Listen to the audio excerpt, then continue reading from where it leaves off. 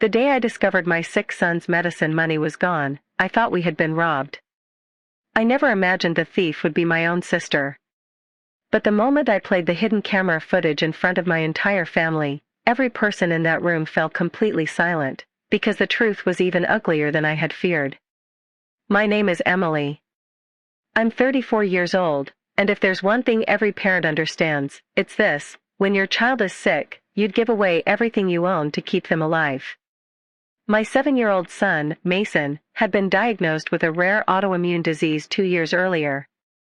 His medication wasn't optional. Without it, he suffered constant pain, dangerous fevers, and sometimes had to be hospitalized. Even with insurance, the monthly prescription cost more than $3,000. Every paycheck mattered. Every dollar had a purpose. After my divorce, money became painfully tight.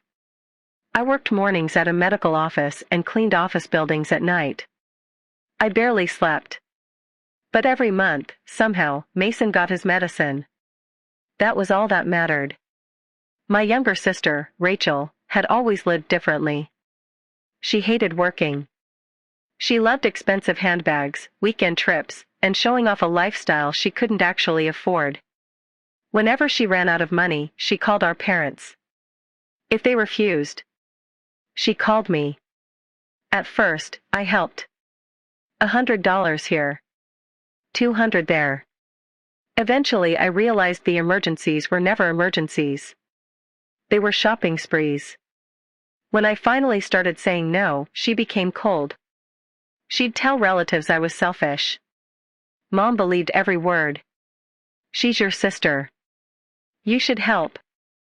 I finally answered. My son needs that money. Mom would always sigh dramatically.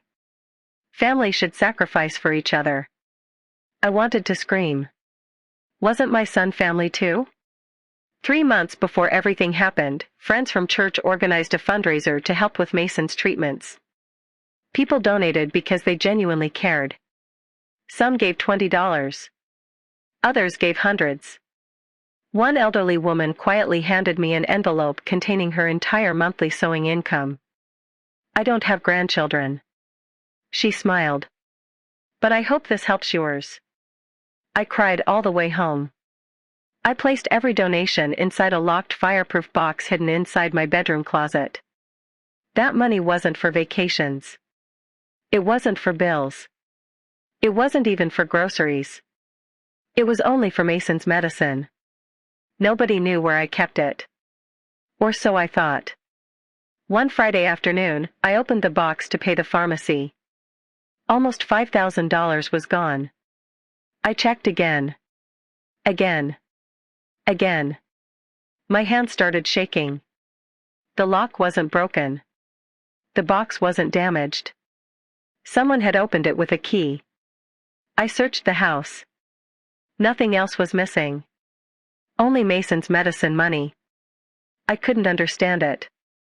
The only people who had been inside my home recently were my parents, Rachel, and my neighbor Linda, who watered my plants. Linda had her own key. But she'd watched Mason since he was a baby. I trusted her completely. The police said there wasn't enough evidence. No forced entry. No fingerprints. Nothing. I felt helpless. Then something strange happened. Rachel suddenly bought a brand new luxury SUV. She posted beach vacation photos online. Designer sunglasses. 5-star hotels. Champagne dinners. Mom proudly commented, "So happy for you." I stared at my phone. Rachel hadn't worked in almost 8 months. Where had that money come from? When I asked, she smiled. I made some smart investments. I didn't believe her. Not for 1 second. I couldn't prove anything. But I trusted my instincts. Without telling anyone, I installed tiny hidden security cameras inside my bedroom and living room. I hoped I'd never need them. I was wrong. 2 weeks later, Mason had a doctor's appointment. Mom offered to stay at my house while we were gone. Rachel happened to drop by during our appointment. Everything seemed normal. until I returned home. The fireproof box had been moved slightly. Nothing appeared missing. But something felt wrong. That night, I checked the camera footage. At first, nothing unusual happened. Mom watched television. Rachel walked around the kitchen. Then, Rachel quietly entered my bedroom. She looked directly toward the closet. She reached beneath a folded sweater, pulled out the spare key I'd hidden years earlier, opened the fireproof box, counted the cash, removed several envelopes, then smiled.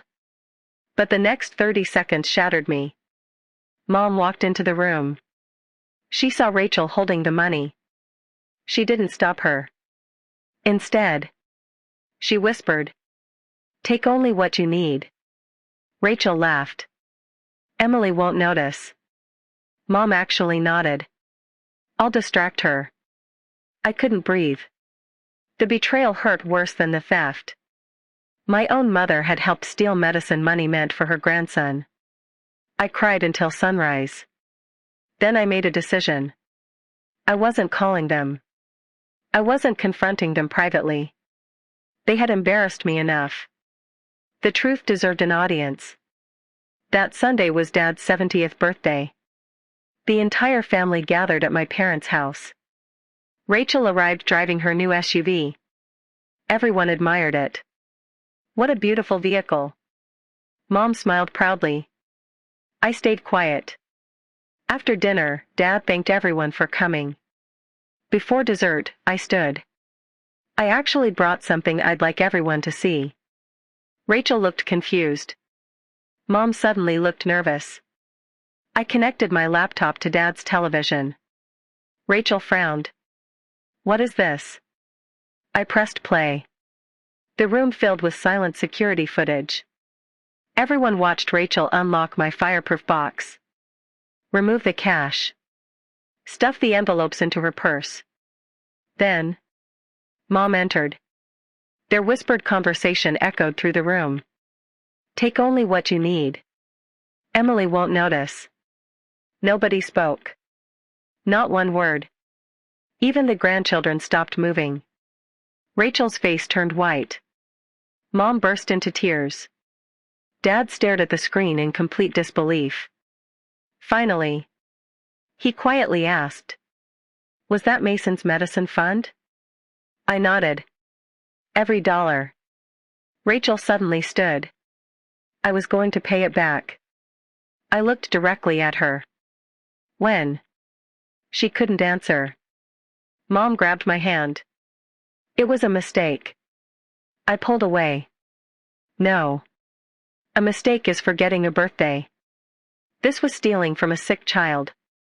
Dad slowly stood. He'd always avoided conflict. Not this time. He looked at Rachel. "Give it back." She hesitated. He raised his voice.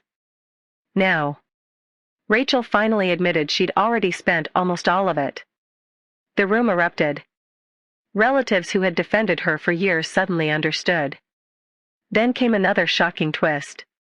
My aunt quietly spoke. "This isn't the first time." Everyone looked at her.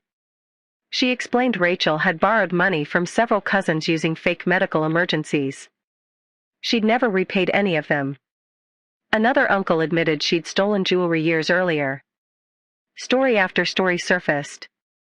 The lies had lasted nearly a decade. Nobody had compared notes. Until now. Rachel ran from the house crying. Mom followed her. Dad stayed behind. For the first time in my life. He apologized. "I failed you." He looked down. "I always knew your mother protected Rachel. I just kept hoping she'd change." He wiped away tears.